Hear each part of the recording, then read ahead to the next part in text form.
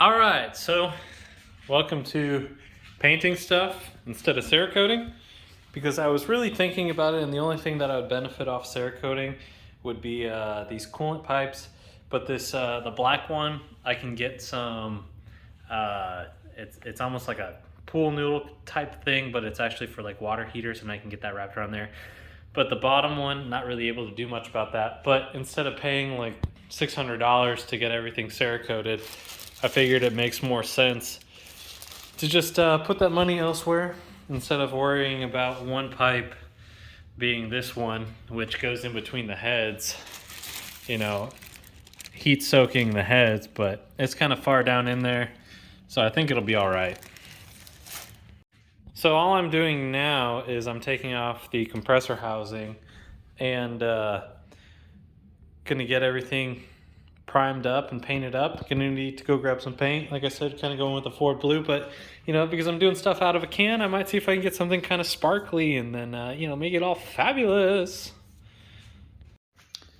So got this off, and kind of an interesting find. Whoever put this back on absolutely brutalized this O-ring. So hopefully I can source another one and get that replaced, because holy crap, let me put this down. Got the Crocs on today. But yeah, I'd say that's a little bit flatter than it should be in some areas. Jeez, you can see it's just been running like that for a minute. So hopefully get that fixed up, maybe increase some efficiency with that, because I don't know. I don't think that was sealing 100%. Well, we're doing this nitty gritty. Just cleaned them off with brake clean, and then just gonna primer it, paint it, and clear it. And hopefully it looks better than it did before. Before anybody says anything about my masking job, look, all of the gaskets are being replaced. So I just shoved plastic bags in there because I'm gonna pull out those gaskets anyways. So I don't really need to mask it really heavy. And I'm doing like hours between coats because I'm just kind of doing it in and out. So ventilation isn't really an issue. The only thing that's gonna be an issue is probably overspray, but it's a turd ass. So what do you expect? Dang, that's looking much more better. Ooh, that looks so good. Just got them laid on here. The only thing I've noticed about this paint is that it is a little bit fragile.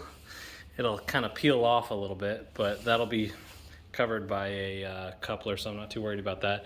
I just need to be very careful when I am putting these on, and definitely give it some time to solidify.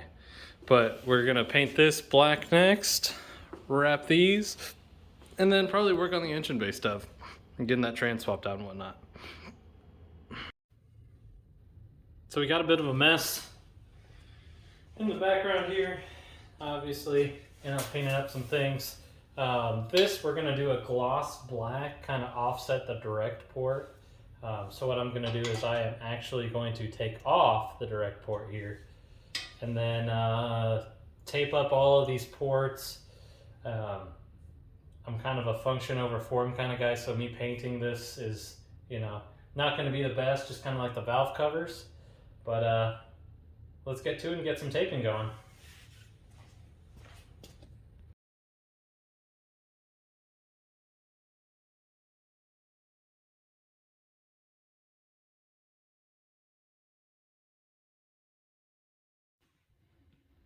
So I'm not really trying to mess with these ports themselves, just because I don't want to accidentally cause a leak in something. So I just took off the top section of it. I can kind of paint around the rest. I'm just going to tape these off, make sure everything looks good.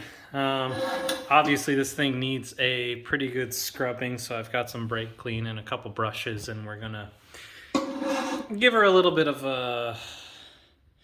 a douching, because yeah, I don't know if this is Cerakoted like the exhaust piping is, but I don't know.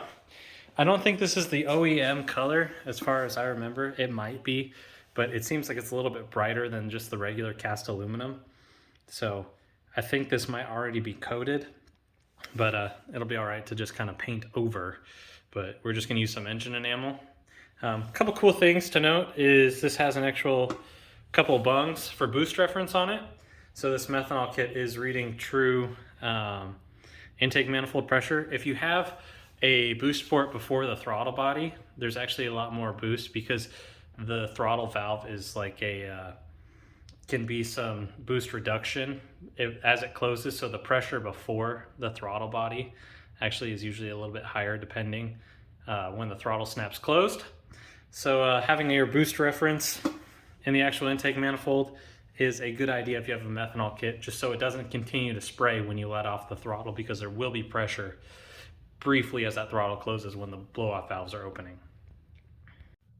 So of all things to give me a hassle, these two 8mm bolts are giving me a hassle. I don't know why. I got my extension, I got my socket. Here, I'll just show you real quick. I just don't understand why it's an issue for me to get this loose, but as you can tell, it's not quite working, and I don't know why. All right, got this painted, kind of going. Got those finished. We got the front pulley off of the engine, and that has been brought over to a buddy of mine's shop to get turned down a little bit for something. I'm gonna take off this front timing cover. I believe it's the timing cover leaking here. Gonna, just double check everything and then do some exploratory research. So I like to have a little bit of organization, but I'm starting to forget where all these bolts go, unfortunately. So pray for me. Looking pretty clean. I think we kind of confirmed front cover leaking, because got a good bit of oil buildup there and on the cover itself. So I'm just gonna assume that's where it is. So gonna clean up the front of this cover, and I still want to pull off this pan because that crank doesn't look stock to me. Well, turning this upside down was not my greatest idea ever. So we got some pig mats going here, tools everywhere, paint on that side. And quite frankly, I'm gonna grab a flashlight here. Ooh. So we've got these stock main cap bolts in this car. He said that he was having issues with the ARP ones. Apparently he had some back out on them, so he went with the stock ones, which are just a bolt instead of a stud and nut. So no issues there. If it's not going to be an issue, currently I'm not going to mess with it, but maybe down the road upgrade to some ARP stuff if I ever have to rebuild this engine. Hopefully not. But we do have something that does seem to be a non-OEM crank in there. It's really hard to peek in there. I'm not trying to undo anything, so I'm just going to have to assume that it's a non-OEM crank. Actually, I have a pretty good comparison because here is an OEM crank. So we are looking at the bottom of one of the counterweights that counteracts the weight of the piston. And as you can tell, a little bit different as far as that goes. There's something welded in there. Obviously some weighted marks because balance assembly. But we have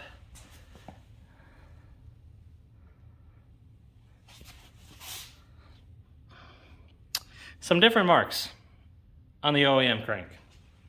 That's for sure.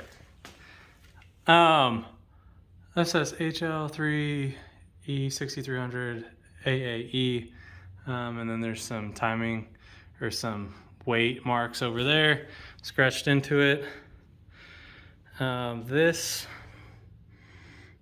honestly, I think everything is a little bit thinner as far as the counterweights go.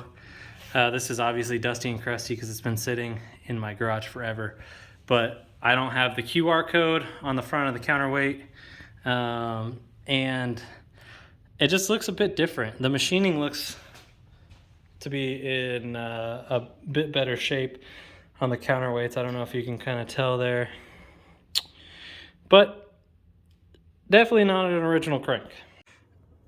All right, under some further research, we've got different markings on the front of this. This has a 2019 code, looks like. Or actually, I have no idea. That might be a part number. Oh, sorry. Right in there.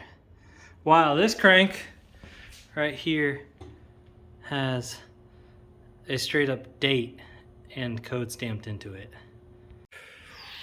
All right, so we've got Fomoco for sure on that one.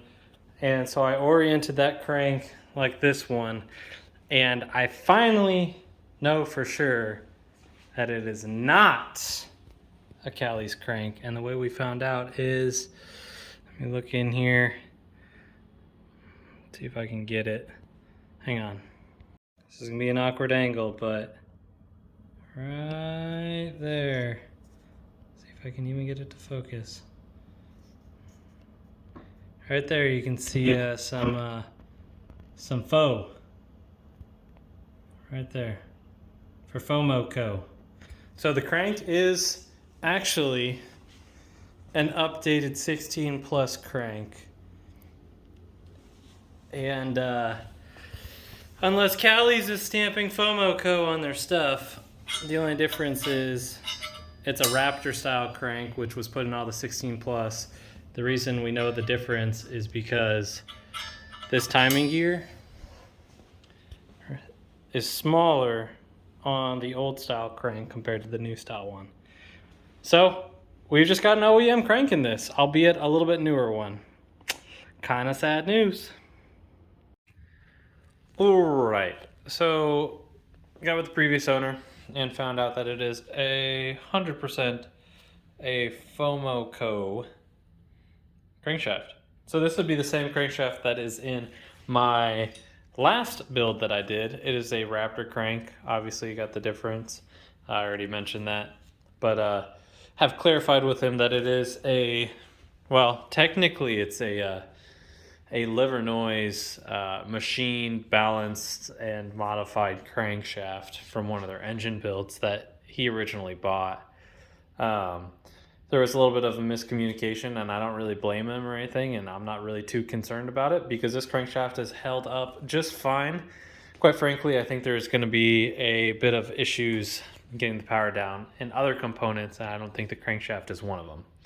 So I'm not too concerned about it, but I'm going to seal this back up.